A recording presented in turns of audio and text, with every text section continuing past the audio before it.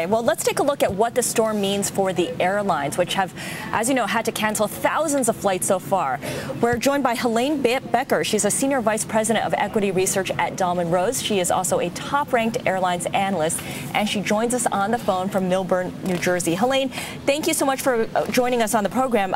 What's the cost of this blizzard on the airline industry so far? I know you've run a couple of numbers. Well, we're sort of estimating right now something in the order of $100 million to $150 million at this point in time.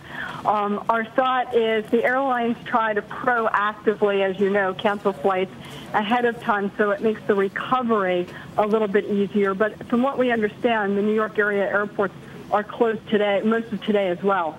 Now, Helane, it's Adam. I was just looking at the financials for American Airlines, AMR, the parent, of course.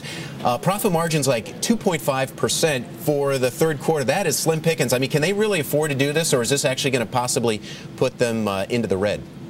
Well, we're expecting, that's a good question, Adam. It's a fourth quarter loss for them that we're expecting anyway, number one. And number two, of course, they have budgets for the icing and so on. But it's really the recovery that you need to think about. So the idea is cancel flights ahead of time, planes don't get out of position, and then when the airports reopen, the recovery is much quicker. They can move travelers faster.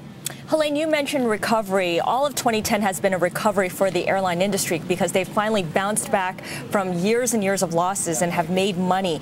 Next year, they're supposed to make less money because of rising oil prices. How much does the storm dent some of the momentum they have heading into the new year?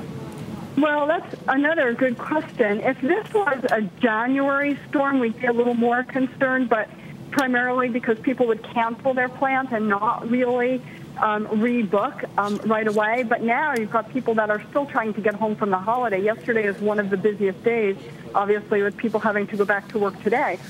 So a lot of people who are stranded have to move, and the cancellation rate is going to be a little lower than it would be on a normal January or February storm. Hey, Helane, it's Adam. I can't believe this. I was traveling, $25 for the first bag, $35 for the next bag, $50 if it weighed more than 50 pounds. Something like 20% of profits now coming from baggage fees. Is that sustainable? Well, of course, I can give you the analyst answer, yes and no. None of the airlines really want to cut those fees because, as you point out, they're very profitable and the margins on them obviously are very high. The idea obviously is to get maybe people to carry less bags and then the fuel cost is less. But I think the airlines think they can go to as high as what FedEx and UPS would charge to move your bag. And so I think the fees may well go higher. Huh, interesting. Well, a lot of people are already shipping their luggage through FedEx and UPS in advance of their actual travel. Wow, think of that. Why ship FedEx when you can ship Continental? Yeah, there you or go. United. All right. Well, thank you so much, Helane Becker. She was joining us from Millburn, New Jersey. Stay safe inside your home. Thank you so much for joining us.